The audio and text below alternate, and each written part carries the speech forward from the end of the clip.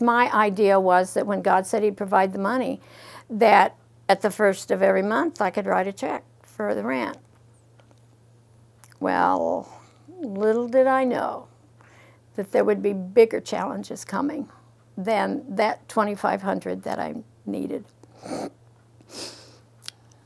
The Lord would not let me raise funds. He wouldn't let me talk about it to anybody. He just said, come talk to me and I'll take care of it. But He didn't take care of it, and He didn't take care of it, and He didn't take care of it. And at one point, that bill to Dick got to $18,000. I owed him a year's rent. Now, why He let me stay, I don't know, but He did.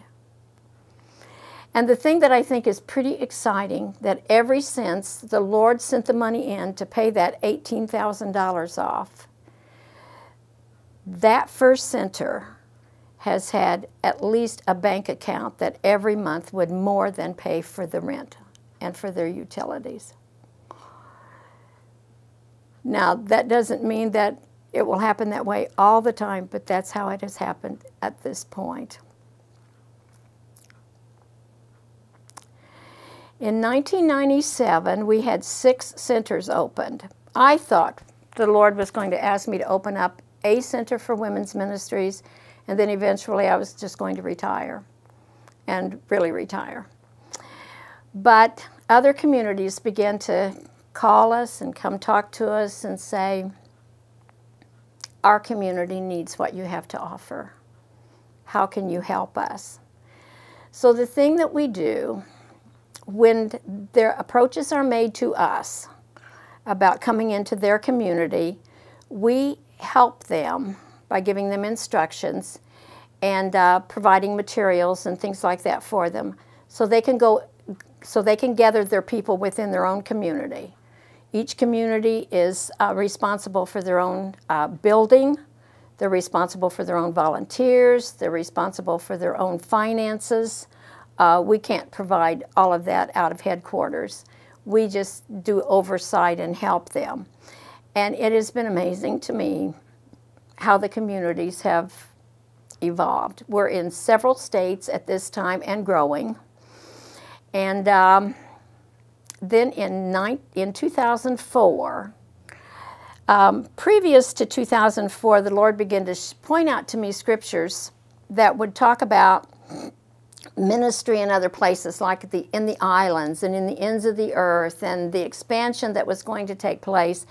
And I felt like that I had enough scriptures that I knew we would be going international, but I did not think that would happen in my lifetime. But in 2004, we opened our first international center in Sierra Leone.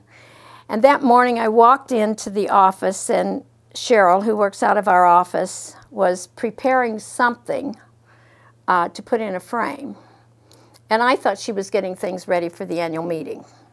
And so I just spoke and walked by and walked onto my office. And in about 5 minutes, she brought in and handed me this framed. It was really an email from Sierra Leone that said, "We are now opened and a bona fide center for women's ministries."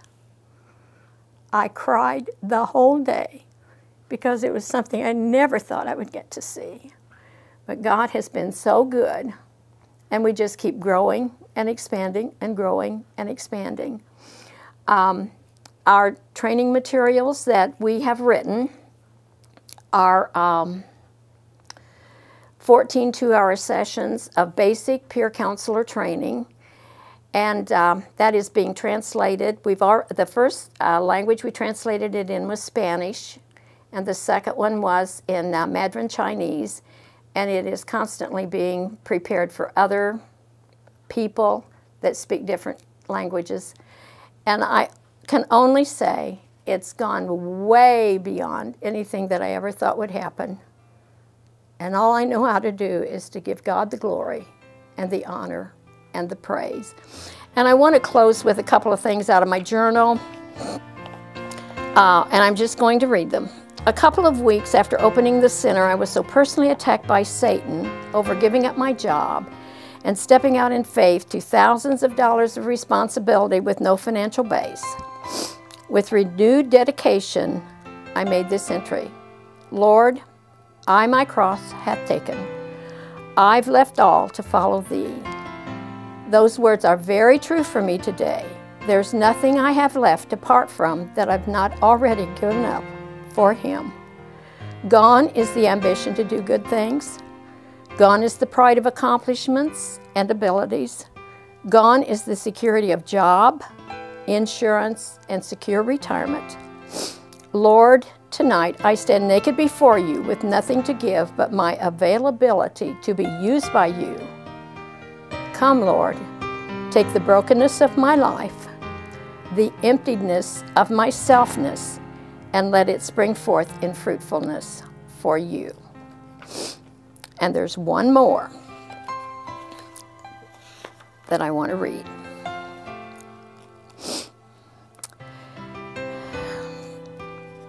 In my times of doubt, there were two statements that have been a real mainstay for me. One is from Oswald Chambers, and the other from a source that I don't know where it came from. Oswald Chambers says, we may face situations beyond our reserves, but never beyond God's resources. And the other statement is, what God calls us to do is always impossible. Impossible without his help. It's always too big for us, and we must depend on him. I'm done.